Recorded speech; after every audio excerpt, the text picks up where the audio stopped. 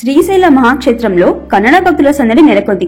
ఉగాది మహోత్సవాలను పురస్కరించుకొని రేపటితో మల్లన్న స్పర్శ దర్శనం నిలిపేయనుండటంతో భక్తులు తండోపతండాలుగా శ్రీగిరికి తరలివస్తున్నారు.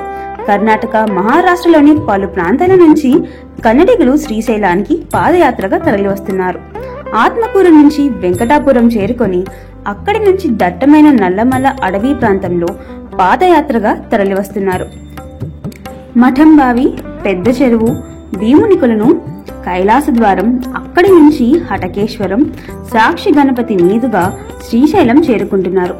మల్లికార్జున స్వామి స్వరూపంగా భావించే పల్లకిని మోసుకుంటూ ఉదయం సాయంత్రం పల్లకీకి ప్రత్యేక పూజలు నిర్వహిస్తున్నారు. హే మల్లయ్య, హే శివనామస్మరణ,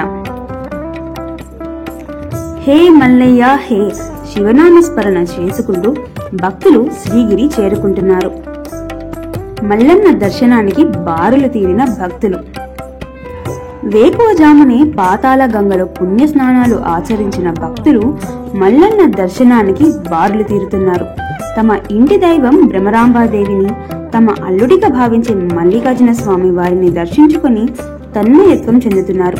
ఉచిత, శీఘ్ర, అతిశీఘ్ర దర్శన క్యూ లైన్లు పూర్తిగా నిండిపోతున్నాయి. భక్తుల శివనామ స్మరణతో ఆలయ ప్రాంగణం మారుమోగుతోంది. క్యూలలో ఉచిత కంపార్ట్మెంట్లలో వేచి ఉన్న భక్తులకు ఎటువంటి ఇబ్బందులు లేకుండా దేవస్థాన అధికారులు అన్ని చర్యలు తీసుకుంటున్నారు. విడతల వారీగా మల్లన్న స్పర్శ దర్శనం కల్పిస్తున్నారు. రేపటితో మల్లన్న స్పర్శ దర్శనం ముగియనుంది. ఈ నెల 6 నుంచి భక్తులందరికీ స్వామివారి అలంకార దర్శనం కల్పించనున్నారు. రేపటితో మల్లన్న స్పర్శ దర్శనం ముగియనుంది. ఈ నెల 6 నుంచి భక్తులందరికీ స్వామివారి అలంకార దర్శనం కల్పించనున్నారు.